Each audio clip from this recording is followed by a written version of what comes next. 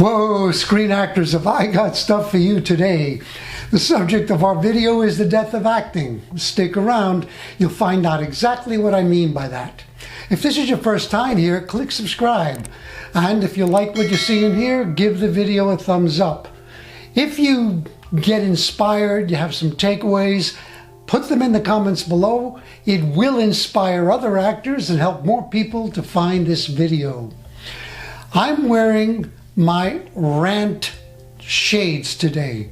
These shades help me get into my rant character because the lesson I'm delivering to you today is coming to you through a rant about the possible death of acting.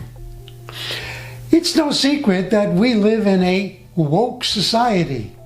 Problem is that woke values definitely put creativity and art to sleep. For you and me as actors, woke culture, political correctness is starting to influence casting decisions, even acting choices. Let's talk about the craziness around casting because of political correctness. There's a wonderful actor named John Leguizamo. If you don't know him, check him out and watch some of his stuff. He's a brilliant actor. He's also a great stand-up comic. Now, John is an American of Hispanic origin. And recently, they came up with a biopic that they're going to do on the life of the Cuban dictator Fidel Castro. And the person they cast is James Franco. Ain't no Hispanic. And wow, that made John Leguizamo go ballistic. He wants to boycott the production because a Latino is not going to play the role. Well, John, did they boycott Die Hard 2, where you played a character named Burke? And last time I checked, I think that Burke is of Irish descent. Definitely not Latino. James Franco is not only beautifully suited to play the role, he's a great actor, and what's really funny is that Fidel Castro's daughter has given him the green light, the thumbs up. She thinks he's a good choice to play her dad. You don't have to think too hard to figure out how crazy the suggestion is that if a person's not Latino, he shouldn't play a Latino role. It is called acting, where we play people that we are not. And that doesn't stop at ethnic origin, at race, etc. But in today's society, it seems that they want it to stop there. Then, is it going to be acting? I mean, come on. What about when Sean Penn played brilliantly Harvey Milk, who was a political activist and a homosexual? Sean Penn is not a homosexual. Well, then he shouldn't have played that role? It's crazy to suggest that. And this, if it's allowed to go unchecked, can become very, very dangerous to all of us who are actors.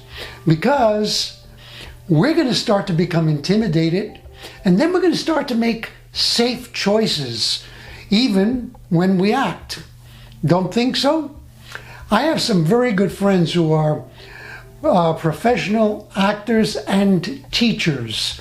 One of them runs a program which is acting for the camera in an established college here in Toronto. Recently, his administration has been sending him memos, important memos, telling him how he should speak in the classroom, what kinds of things he should say and shouldn't say to his actors. That is definitely censorship. Why did that happen? Because students are starting to complain about things like scripts that they don't like, He's actually had students come to him and say, "Sir, I can't do this scene." And he said, "Why? It's from a wonderful script." "Yes, I know, but it has the word fuck in it." "I see. So human beings don't say that? Not politically correct ones, not publicly anyway." Here's the danger. Art, acting, should and must be able to explore the fullness of our human experience, and that includes the dark side of our nature.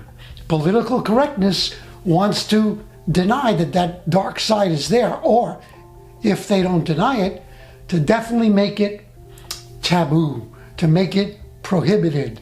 Well, I got news for you.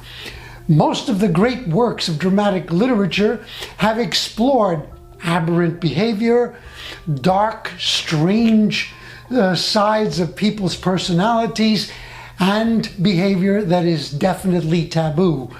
And we should be able to do that without fear of censure, of punishment of any kind, maybe even getting going to jail for it. If a student gets really threatened by a particular kind of material, they might say, "This teacher has been very incorrect, sexually inappropriate in the classroom," could lead to a court case, and the person, the teacher, might lose his or her job. This is nuts. And don't think that you're immune to it. You see, a wonderful mentor of mine taught me that environment is stronger than willpower. So if you say, "Well, I'm too smart for that, I won't be restricted," if your environment is sending these powerful signals that that's the accepted behavior, unconsciously, you and me will start to fall in line with that. And eventually, we're not going to have really strong, vibrant, alive acting.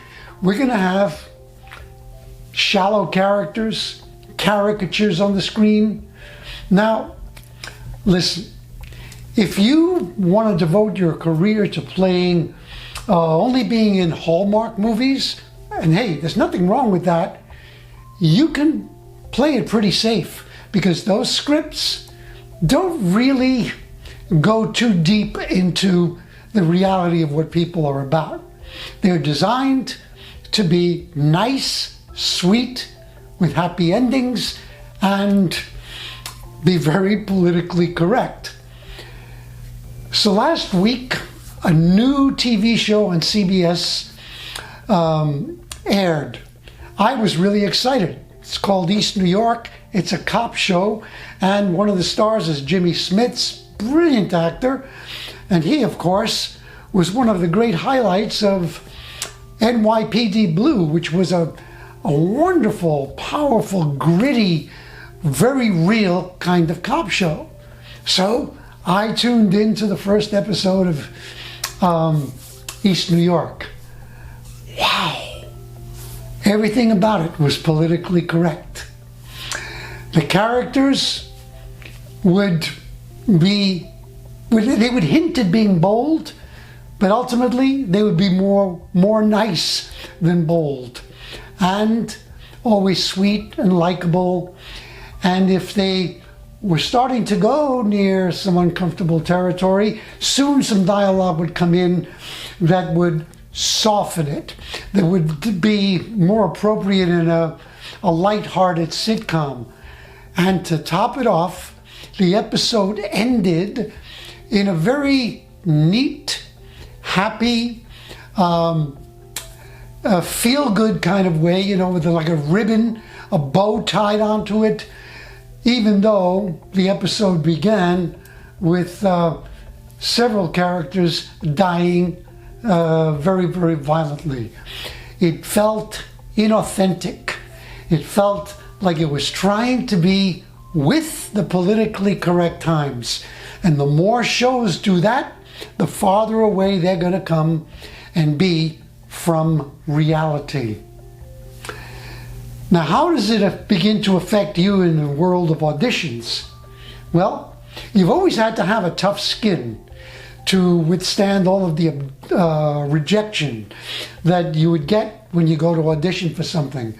But now, you're going to have the skin of a rhino, because so many actors who are really, really good might not get a role simply because they're not the right race, nationality, or gender to suit the political correctness of the times.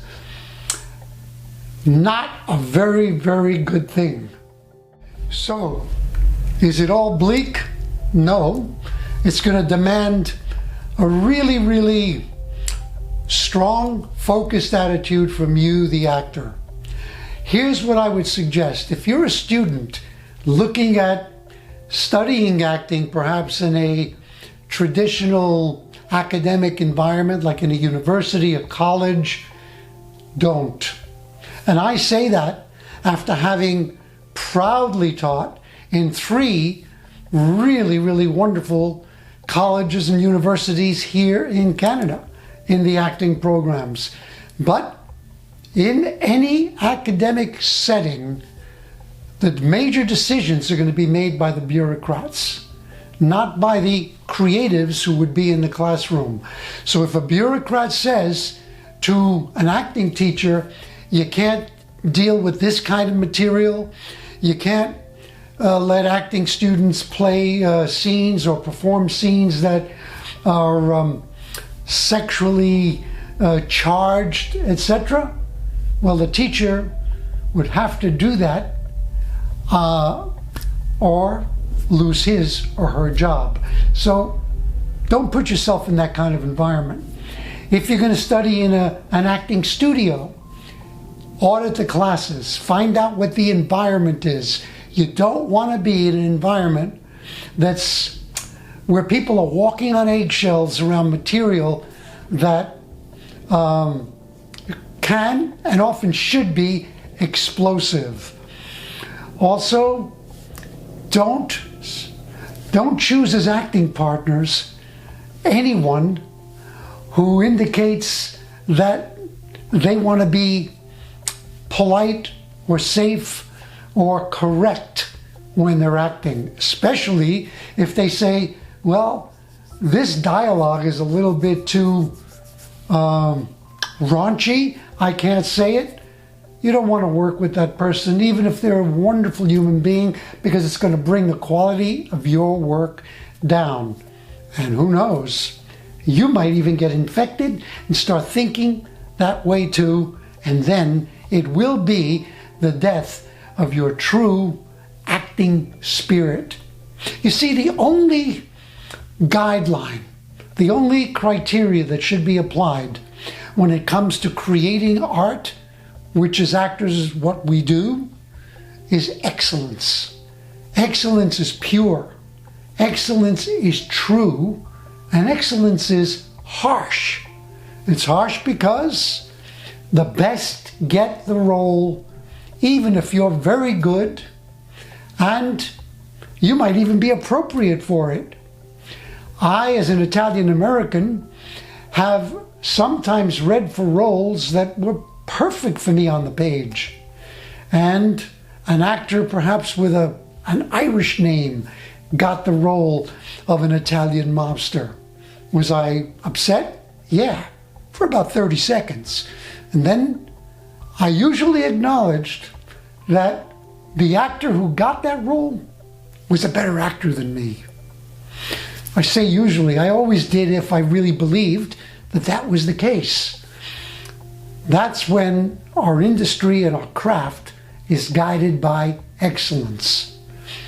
And also, one of the most important things, if you catch yourself making any creative decisions to please somebody else's values, stop dead in your tracks. And if you can't stop it, choose something else to do. Don't be an actor. If you've gotten value from this, definitely give the video a thumbs up. And I would love to hear your takeaways, even if you totally disagree with me. I'd love to know what you feel about this, what is now becoming a really emotionally charged subject in our society. By the way, in the in the description of the video below, there will be 2 links. One is to a free resource for you, which is my complete guide to self-taping, and it will give you everything you need to turn in the absolute best self-tapes that you can. You'll also find a link to the site where you'll learn everything about my latest online course, Self-Taping Mastery, which goes way beyond what the ebook covers. Well, it goes way beyond in the sense that it takes a much deeper dive. Also, the course comes with some wonderful bonuses. Check it out. If you feel this for you, come on board, and hey, let's go on this journey toward greater and greater creativity and success together. If it's not for you, hey, no harm done. Remember, whenever you have a script in your hands, always feel it first, then say it.